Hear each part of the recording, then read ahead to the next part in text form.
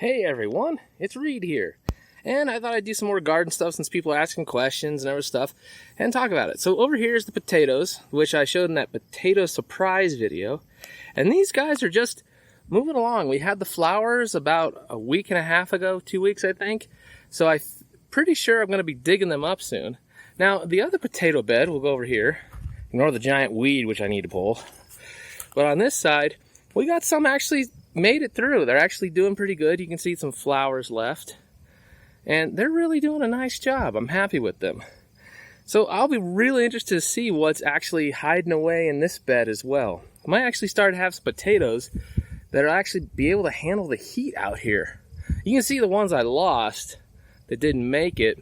And that's sort of what I've been experiencing is little growth and stuff like that, but some just barely make it. Well, this year, stuff actually really made it. And so I'm really looking forward to see what I got. You can see some of the drip irrigation I've got stuffed around in here. Here's one of my cherry trees doing its thing. This thing was so small last year, and it's just really taken off. Yep. Happy with that. Now, let me show you the other garden I've mentioned. Okay, so this is my other garden, and it's a flat garden. It's not a lot of raised beds. Others I've just kind of done a little bit of hilling and move stuff around on. Now, this garden is really behind compared to everything else because, like I said, I got horrifically busy at work and I missed the first season of planting. So we're actually in the second season of planting. So what's going to come up is not going to be nearly as big as what shows up during the first season of planting. One sec, guys. Gotta step in here. Okay. Now we got drip irrigation and stuff. You can see all my little doowickers. Now it's a mix of corn. We've got corn in here. This used to be an okra bed, but I'm doing more corn this year because I still have okra out the... Ooh, easy. Hiding away in the freezer, which I still haven't finished using up yet. I got so much okra last year, it was just nuts. Along with cucumbers and everything else. But yeah, so we got corn, beans, and we got watermelons, cucumbers, cantaloupe, and something else called a ground cherry. I haven't tried that one yet. So we'll see. Things like that. Now, if you're wondering on why some of this corn has got some yellowing on the leaves, it's because it's a little bit of nitrogen burn. This area does not have the same advantage of my keyhole garden, so I actually put in urea to help it get going. And it's not homemade urea, it's actually a commercial product. I'll pour some in there and get it going. Once I've got these raised up and I can re-till the soil and keep it from losing all its nutrients every year like what happens and feed up, it gets going. But the other places though, like this one, I have enough beans in, I didn't have to do anything and the corn's really doing well. Over here, this soil just doesn't go, so I have to put urea on this one, and that's what happens is nitrogen burn happens. But I just won't get any darn corn out of it otherwise. So I need to fix whatever's wrong in the soil. I need to play with the soil tests, and I'll get it figured out. Just haven't done it yet. Now over here, right in the middle of all this, this is my bean tree, okay? And I planted it last year, and it is really, really taken root. I've really liked how it's gotten going, and its trunk is probably like 3 times the size. So it's really doing well. I think probably in I bet in a year or two, I'm going to get my first set of little bit of cherries to try out. I'll be real interested to see that. And the other cherry tree is a black cherry tree. And I just love cherries. Now, but then I got to wait a while for Montermaces stuff. Now, if you look back here, this is where I had beans last year. And let me tell you, those tepary beans, and you see a lot of them here on the ground, they go absolutely bonkers nuts. They are crazy how effective those beans are. Now, one of the neat things about tepary beans that I've discovered, okay, so see a bunch more down here, is when we're harvesting it like that, we lose some. I mean, they're all on the ground, right? Now you think, oh, those beans are worthless, right? Wrong. These beans are amazing. They went through rainstorms, they went through snow, they went through everything else. All you gotta do is put these beans in the ground and they come up. See? I mean, that's what we got sprouting up everywhere here. And it's amazing. They will not sprout until they're put under the ground. They're really smart. Other beans I found that I grow, they don't do that. They will happily sprout if they're on the ground, and they don't seem to have the same sort of intelligence that tepary beans do. Now, if you think about it, one of the really cool things is these beans are so productive, right? That if you're growing, you're trying to expand your garden, I mean, you're making a farm literally, you build an area off where you're doing the tepary beans, and whatever you don't get into harvest that gets on the ground, and stuff like that, or it's just overloading you, because I mean, I still got some over here that we never completely finished going through before everything just went crazy last year.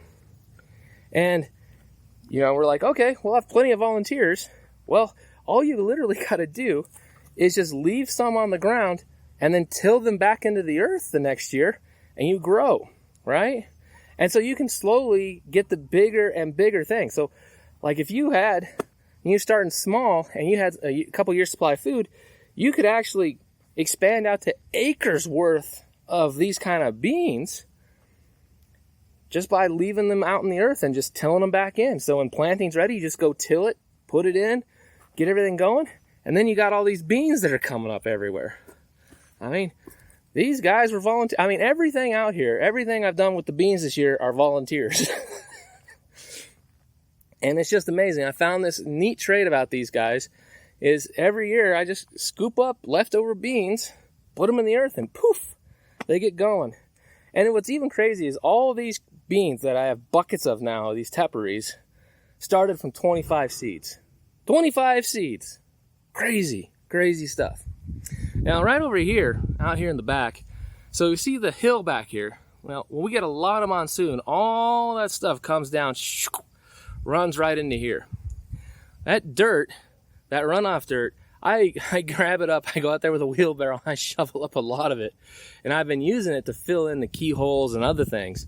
And it's been a good source of work on that. The problem is it is full of phosphorus. And so it takes a while to pull that down, and you need to actually use some chelation spray to take care of it. Now these guys, unfortunately, we missed a day this week on watering. For some reason, I thought I did it, Lee thought she did it, and we miscommunicated. Got to be careful. Make certain to water the garden. The corn is not appreciative if you miss a day of its watering. It's like, it's too hot. You bastard, you're killing me. And these ones on the back side, for whatever, it's probably the slope that the water's just moving out down the slope here. But they really dry out faster than the ones down here. It's just how it is, right?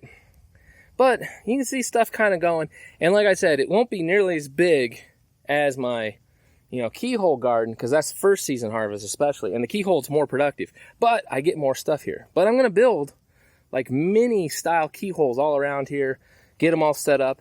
And as the tree gets bigger, I'll then move to stuff that does deal with shade and stuff like that. And I'm going to be building stuff out here and getting more things. Just need to buy a bunch of land behind me as well, because I only got a little ways further up that way. I'd like to get the whole hill and beyond a bit. Just make for some weird layout. Although setting up a nice little little shed or shelter up on the top of the hill would make a great place to keep an eye on everything. But anyways, this is the little other garden, if you guys are curious. And I'm going to be expanding out further and stuff. Oh, wait, let me show you the sunchokes. Let me get over there. Okay, here's the sunchokes. Now, they're really doing well. I mean, these guys these are the older ones. This side, they have really gotten established. And they just grow like crazy, okay? And they're really doing great. And this year, I'm going to actually be able to harvest a bunch of sunchokes and try them out and stuff. And here's the younger set. And we got something that happened right there. We got some stuff that died. I'll have to look.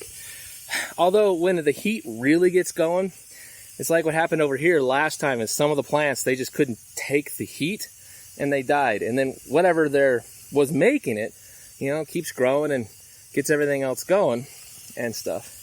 And I probably need to put a little chelation on them. And if you're wondering what chelation is, it's effectively dissolved iron and water that you kind of spray on the plants. And it can really help them out sometimes, especially since the pH is a little high over here in my soil. It's a bit over 7. It's like 7.5 to 7. It can really help the plants if they're having trouble getting some nutrients. And like I say, like the keyhole garden over there, its pH is now almost 6.8. I'm hoping to get it to 6.5, which will be really good soon. It just takes time. You just got to work at it. But the sunchokes are pretty resilient little guys. They just happily keep going. And I'm really impressed with them. Now, the other really interesting thing I discovered about sunchokes, let me show you about this. I was going to mention this, but I hadn't had a chance yet. Okay, this guy, we saved these. Okay, this is some of the stems from last year. Whoops. Try it again. All right, so here's the back of the stem. It's really interesting is that this stem is really thick on wood, right? It's not, and it's a little hollow. I am pretty darn certain that I can actually cut these thicker areas off and build some stuff with this, you know, put them together, bind them together, and make some poles or, you know, semi-logs or something like that. I'm going to play with that. The other thing that occurred to me is I'm going to see how well these burn in a rocket mass heater once I got it built. And I'm thinking there's a real good chance that, you know, if I have about half acre of sunchokes growing, that they would be able to heat my entire house because the rocket mass heater absorbs the energy and stores it in thermal mass. So even if these burn real hot compared to other wood, I would actually not be losing a ton of it. Because like if you burn really, really hot stuff in a wood burning stove, it gets real hot and then burns out real fast and then it gets cold and it doesn't work very well. But I think a rocket mass heater might work. I'm also really interested to see, you know, building some stuff out of this, alternative building material. And they are quite strong. I'm actually really impressed at how strong these guys are. So I'm really interested to play with it. And as you can see, they get pretty darn tall. So you'd actually end up with a lot of good-sized bases to do some things with. If nothing else, I can try to make some furniture or chairs or something like that out of them. Yeah. Gotta keep playing, gotta keep trying. Gotta be, you know, adaptable. Because that's what we're after. And stuff. And it's funny, you can see some of them got a little taller. So these guys are shorter. We'll see how tall they get. I might have to start getting some more fertilizer and other stuff in here, more compost specifically, and other things. I've been, you know, trapping a lot of homemade urea in for testing purposes. But that's another project I'll tell you all about some other time. Well, take care, everyone. I hope this was a little interesting. Hope you can kind of see what I'm working on. Hope it gives you some ideas. Have a great evening. This is Reed, out for now.